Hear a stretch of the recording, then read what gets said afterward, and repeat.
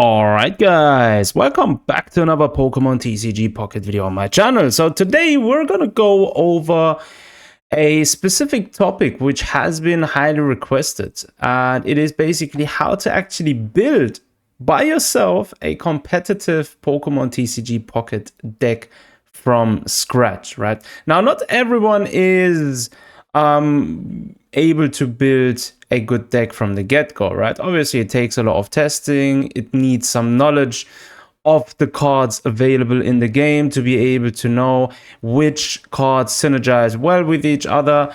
And you also need to have some basic understanding for a few other things, like for example, what are some staple cards which are almost in any deck, right? How many Pokemon cards should you ideally maximum choose for a deck? How many trainer cards should you choose? What should you look out for when choosing trainer cards? Like for example, do you want to play more aggressive or do you want to play more defensive?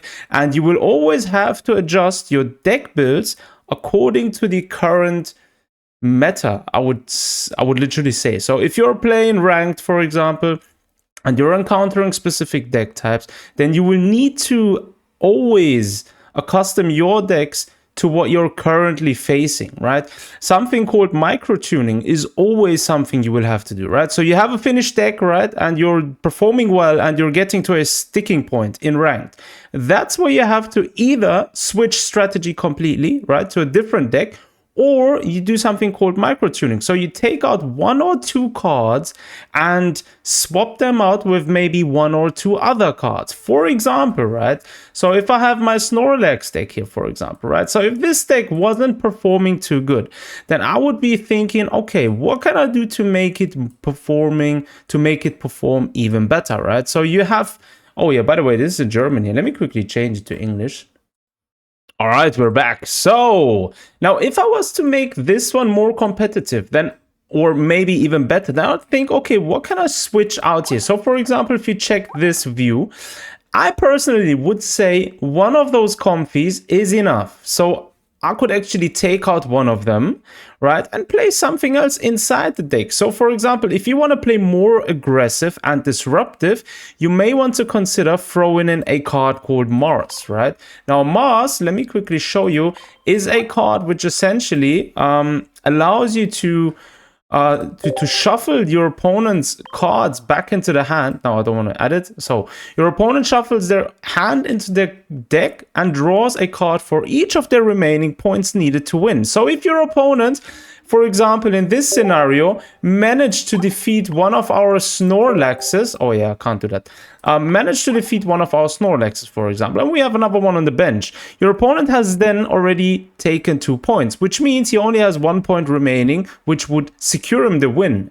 Playing Mars in such a situation is very smart. So that's what I mean with micro tuning. But anyways, let's jump into like a few basics first and then progress as the video goes on. All right, so a few basics. Obviously, something you get to know anyways. A card deck will always need to have 20 cards. You can't have more than that. You will also need to set an energy. You can select up to 3 energies for a deck. Obviously, the deck needs to support the energy types. If it doesn't, you're not going to be able to select different energies, right? So that's that. Again, you can also highlight cards, and these are like all cosmetic things, but the basics are 20 cards and energy, right? Then there are a few other things to know, like, for example, if you have a deck, there is different deck strategies. There is decks, for example, which have only 2 Pokemon, like, for example, solo Articuno decks, right? They rely heavily on a assistant card called Misty, right? Now, Misty is, let me see, do I have one deck where Misty is in? Right, this one here. So a solo Articuno deck is essentially a deck which only has 2 Pokemons and 18 trainer cards, right? Misty is one of those crucial cards for such a deck because it basically allows you to ramp up your Articuno relatively fast. If you're lucky, in round 1 you have 3 coins and then it's GG, right? Obviously, unless the opponent has Pokemon which prevent damage from EX Pokemon. Obviously, that's another topic, but we'll get to that later. So that's one of those things. And then again, there is different decks. Like there is decks which rely on one type of energy. For example, playing a pure water type deck like this one, right? It's running currently only on one energy. Then there are decks which profit from running with different energy types. For example, a Dragonite deck like this one here needs 2 energy types because Dragonite has an attack which requires at least 2 different energies, right? So those are a few things which you have to know also first before building a deck with a specific card, right? Then the other question is, how many basic Pokemon should you include in your deck, or how many Pokemon cards should you include in general in your deck? Now, a rule of thumb, which I would like to say, is generally don't go above a maximum of 10 Pokemon cards. Now, 10 is very generous, right? Usually, I'd only go to 8, right? 8 is like literally the hard limit for me for any deck, mostly. Because you want to keep a lot of other spots open for trainer and assistant cards and so forth to make for a more well-rounded gameplay and to apply more pressure to your opponents, right? So, for example, there is a deck which is currently very strong, which is the Eevelutions deck. Now, this deck has also only 8 cards, but this one here is a prime example of a current meta deck, which is just ramping up as extremely well and synergizes extremely well, right? So that's one of those things to look out for. Right, so those are like some of the few basics you want to know. So as a rule of thumb, we can note down you want to limit your Pokemons to 8 or maximum 10.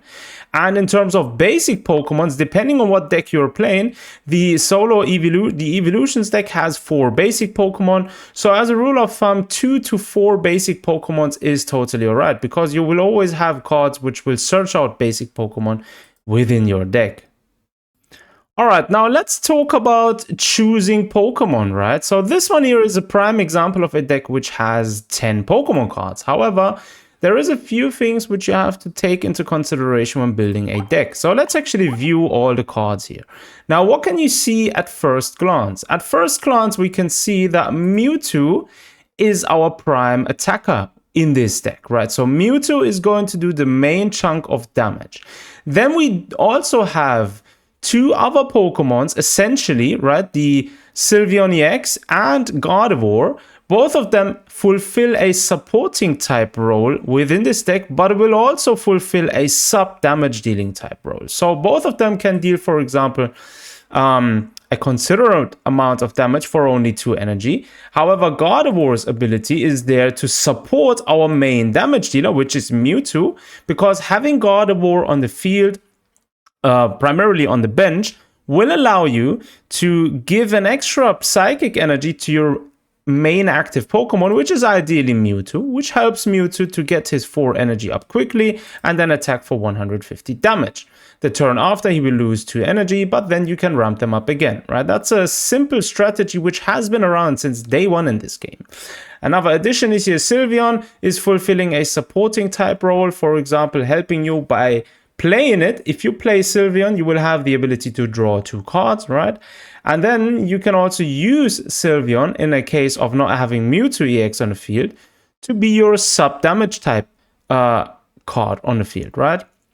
So that's the main strategy here. Now, here is a breaking up of the rule. We do have 6 basic Pokemon here. However, in this kind of deck, this works extremely well because Sylveon is allowing us to draw cards. If we didn't have Sylveon here, then running something like this may not be the best choice, right? Because you have too many basic Pokemon, and cards like Pokeball, for example, will not necessarily help you search out what you exactly need at the right moment. But as a rule of thumb, you want to note yourself down 1 or 2 leader cards, so to speak, in the deck. Which cards should be having a main role, so it is here at Mewtwo. And then you work around this Pokemon and you see what other cards are there which could support Mewtwo, which would help you to bring out the full potential of this card, for example, right? So another example would be if we're looking at, say, for example, let's get out, which one should we get? Like, I don't want to showcase 2 too difficult decks. But for example, this one, the Snorlax deck, right? So here again, also same thing. The main leader here is Snorlax. Comfy is helping you because Comfy is essentially allowing you to safeguard your Pokemon from any status conditions, and Snorlax will attack. Once it attacks, it falls asleep. If Comfy is on the field and Snorlax has a psychic energy, it will not be affected by sleep. So its own ability is not affecting it. On top of that, we're having Darktina, which is able to supply our Snorlax with vital energy. With 4 energy cost, this is very much needed. So again, as you can see, we've built a deck around Snorlax, right? Snorlax is the core, and all of these other Pokemon are essentially there to support Snorlax, right?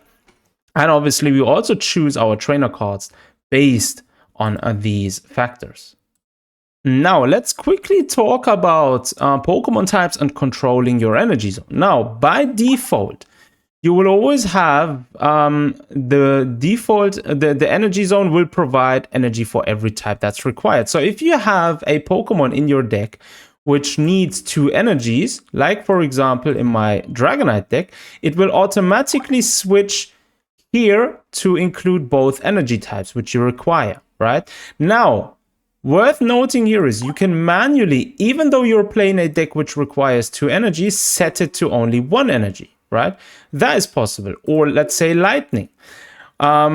There is certain strategies which allow you to recompensate the missing energy type. For example, including a Pokemon which gives itself energy, like for example, Zeraora, right? So if we're taking out this as an example here, let's quickly grab him. There it is. So Zeraora, no, I don't want to include him. He will give himself 1 electric energy if it's the end of the first turn. So if you have Zeraora on your field, right, and then you essentially only play water decks, water energy in this specific deck, for example, you could then use a card called Dawn, right? So let's actually get Dawn out. Dawn will allow you to then grab the energy from one of your benched Pokemon, right? And attach them to your active Pokemon. So if you have Dragonite in the active position, you have 2 water energies attached and you're only playing water energy, having, for example, Zeraora on the bench, which has given itself energy, is vital because Dawn can take that energy, give it to Dragonite, Dragonite can attack, and GG, right? So that's a simple strategy, right? So definitely one thing you want to be noting is that you can set your energy types manually. So there is certain Pokemon, for example, Druddigon, right? Let's quickly take a look at Druddigon. Now, Druddigon is a Pokemon which has been widely known as a meat shield because it's basically there to just stall in the active position. And with the ability Rough Skin, the opponent always takes 20 damage. Now, Druddigon also has a dual type energy attack. So this could essentially work very well in a very specific deck. For example, running Druddigon alongside Greninja and, for example, Gyarados, right? That's an old classic deck. Now, that has typically been run only with water energy, but again, it is possible to also run it with dual type energy, right? If you include something like Misty to help you out of a tight spot, right? So those are a few things to note down when building a deck on top. All right, now let's talk about staple trainer cards. Now, in Pokemon TCG Pocket, there is a couple of trainer cards already available. As you can see, there is quite a few now since the release of the game up until now, which have been added to the game, right? However, there are a few trainer cards which are literally a staple in any deck. So you will always have them in any deck. So the first one is going to be Pokeball. You will always want to have 2 copies of Pokeball in every deck. Unless it is a very specific single solo deck, like for example Solo Articuno, there you should only take 1 Pokeball. There is not really a need to take 2, unless you want to have more consistency and grab the second Articuno, right?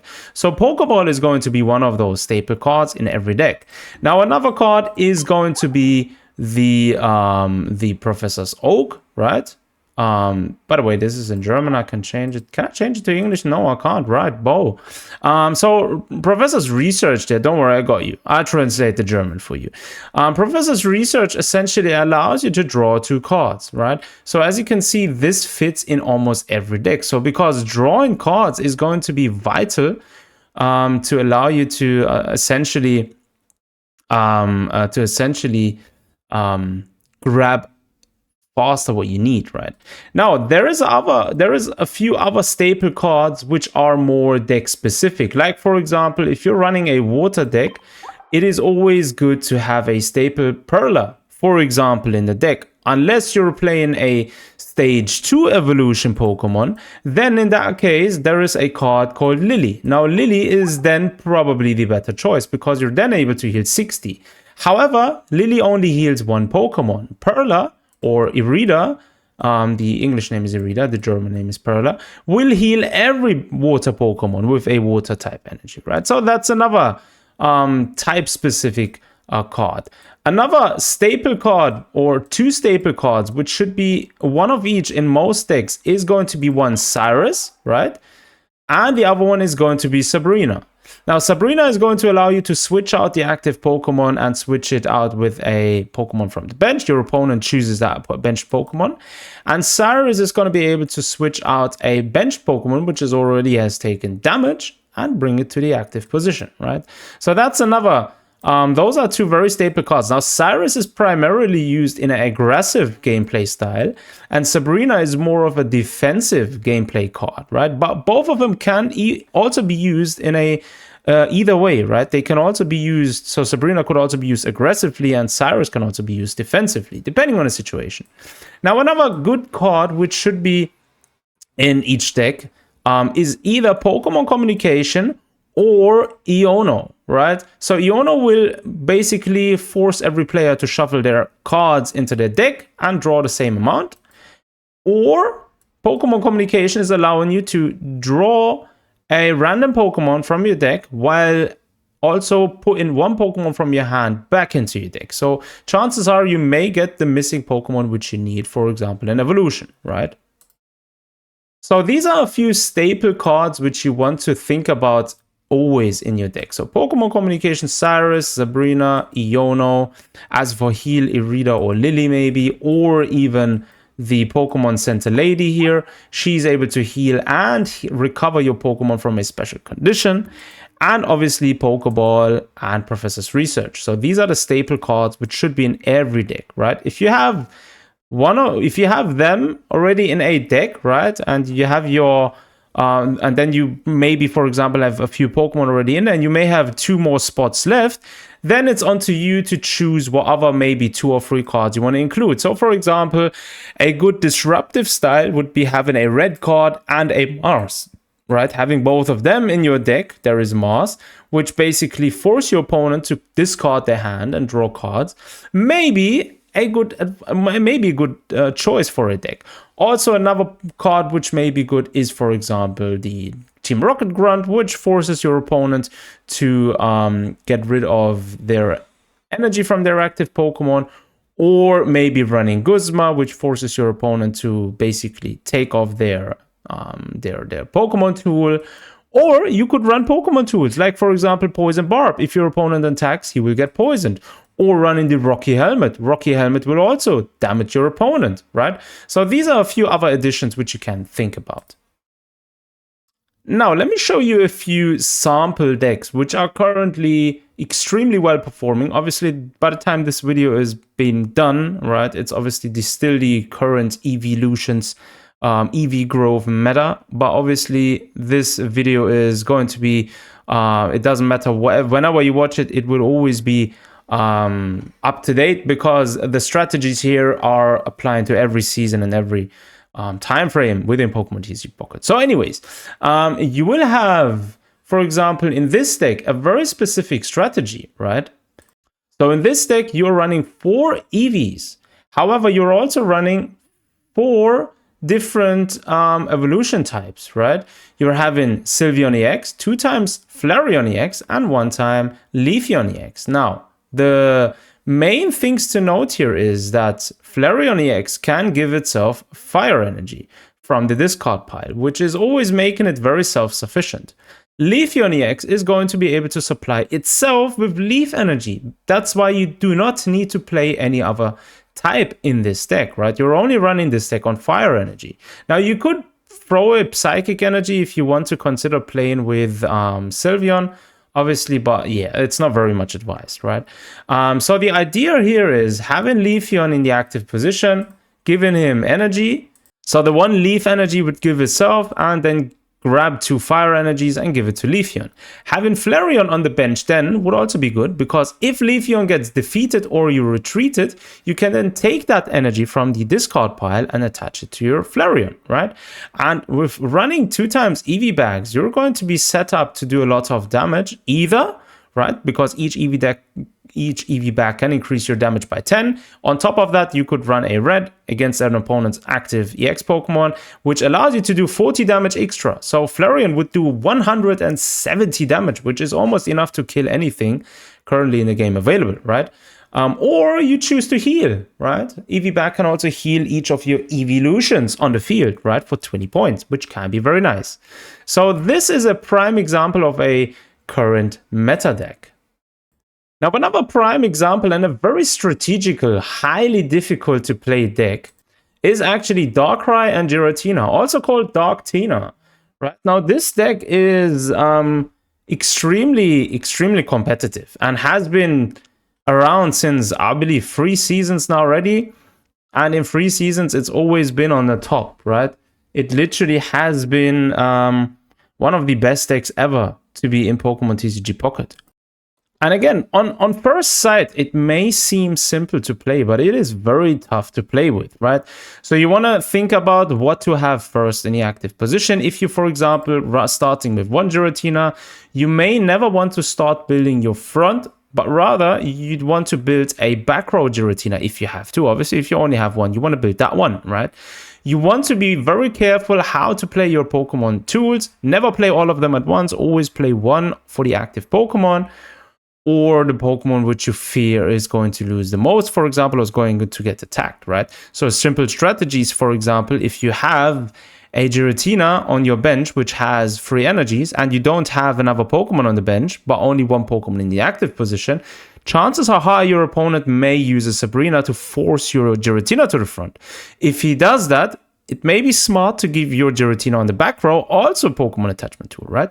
So those are a few things you may want to consider. But again, this deck is extremely well performing since day 1. So if ever you're struggling with any deck, this deck is a deck which you probably can still play for the next 2 or 3 seasons even, I assume. But we'll see what kind of cards we'll get in the future. But yeah, running the Lego here is ramping up your poison damage, which the opponent will take from Poison Barb. Darkrai is able to do passive damage to your opponent every time he gets a dark energy.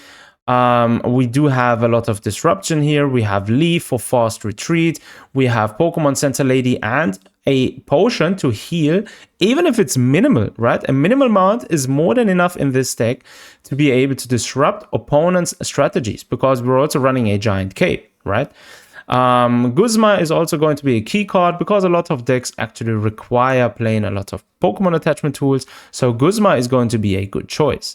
Mars is going to be very nice in this deck because if the opponent manages to defeat one of your Pokemon, you can then force a Mars on him, and chances are that you lost an EX Pokemon, which basically means your opponent has only 1 card left in his hand. So again, very tough deck, very difficult to play, but very rewarding. And finally, here is another final deck which I would like to show you, which is Sylveon EX and Greninja, right? So this is currently the best deck in the game and is killing everything left and right, right? And it is a deck being played with 2 energies, right? You're playing Psychic and Water. So you want to have, obviously, utilize the ability of Sylveon EX to draw cards. Giratina is going to self-supply himself with energy, and you want to have 2 Greninjas always at your hand. Now, why is this deck being played with water energy on top of it, right? So having an aggressive Greninja is always going to be the best option. Greninja can do 60 damage, but every turn does 20 passive, right? Which can attack any Pokemon in the deck on the field. Hence, we're playing 2 times Cyrus. Cyrus is used here very aggressive, right? Greninja uses Water Shuriken, attacks a Pokemon on the bench, for example. Cyrus pulls that Pokemon to the front, and maybe Sylveon is able to finish it off, or even Greninja, or even our Giratina, right? So that's the core idea. So this deck is extremely well performing currently with 9 Pokemon cards and 11 trainer cards, right? Options are maybe, for example, dip in a red card and throw in a Mars instead, or even a something like a Pokemon Center Lady would also be worth considering, right? Again, this deck is also very high skill based, right? It is not very easy to play, to be honest, because obviously you need RNG with any deck, but especially this deck, you will need to choose wisely when to attack with your active Pokemon and when not to attack, and when to switch out and rather have another Pokemon tank hit, or you may want to let a Pokemon get killed in order to replace it then with another Pokemon, right?